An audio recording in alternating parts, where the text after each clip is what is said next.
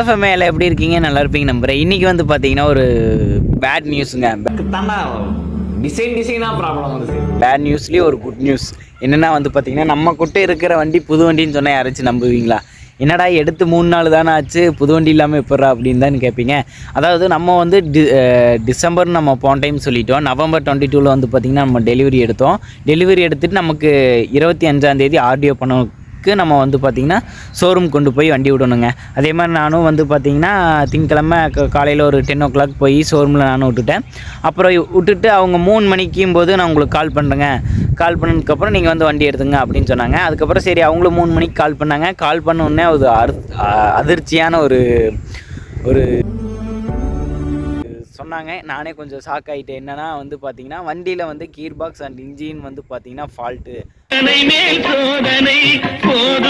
அப்படின்னு சொல்லி சொன்னாங்க. அதுக்கப்புறம் வந்து பார்த்திங்கன்னா நான் ரொம்ப ஷாக் ஆகிட்டேன். ஆனால் அதுக்கப்புறம் வந்து பார்த்திங்கன்னா நாங்களே வந்து பார்த்திங்கன்னா இது வந்து நாங்கள் மெயின் யமஹா ஷோரூமுக்கு வந்து பார்த்திங்கன்னா அவங்களே வந்து மெயில் போட்டு அவங்களே பண்ணிக்கிறேன் அப்படின்னு சொல்லிட்டாங்க. அதுக்கு பதிலாக நமக்கு மறுபடியும் நியூ பைக் வந்து பார்த்திங்கன்னா 26ஆம் தேதி வந்து நமக்கு கொடுத்தாங்க.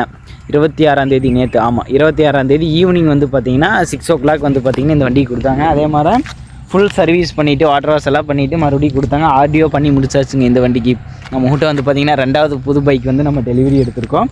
இன்னும் 3 நாளில் நம்பர் பிளேட் வந்துடும் அப்படின்னு சொல்லிட்டு நான் நினைக்கிறேங்க. அதுக்கப்புறம் வந்து பார்த்திங்கன்னா நான் என்ன சொல்கிறேன்னா, பட் இது வந்து பார்த்திங்கன்னா என்னடா உனக்கு மட்டும் எக்ஸ்சேஞ்ச் பண்ணி தந்திருக்காங்க அப்படின்னு சொல்லிட்டு நீங்கள் நினைப்பீங்க. ஃபால்ட்டு தானே ரெடி பண்ணி தருவாங்க, அது எப்படி எக்ஸ்சேஞ்ச் பண்ணலாம் அப்படின்னு சொல்லிட்டு நீங்கள் கேட்கலாம்.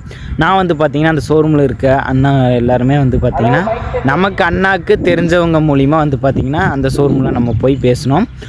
பேசி நீங்கள் வந்து பார்த்திங்கன்னா நீங்கள் ஒரு வண்டி எடுக்கிற அப்படின்னு சொன்னீங்கன்னா மேபி நீங்கள் அந்த ஷோரூமில் யாராச்சும் தெரிஞ்சவங்க இருந்தால் அப்படி போய் எடுங்க. அப்படி இல்லைன்னா ஷோரூமில் தெரிஞ்சவங்க யாராச்சும் உங்கள் ஊரில் யாராச்சும் இருப்பாங்க, அவங்க மூலிமா போய் எடுத்திங்கன்னா வந்து இந்த மாதிரி எக்ஸ்சேஞ்ச் பெனிஃபிட், அதுக்கப்புறம் பட்ஜெட் பெனிஃபிட் என்னென்னா வந்து பார்த்திங்கன்னா ஒரு 5000 ரூபா கம்மியானாலுமே வந்து பார்த்திங்கன்னா உங்களுக்கு அது ஒரு ப்ளஸ்ஸு தான், ஓகேங்களா?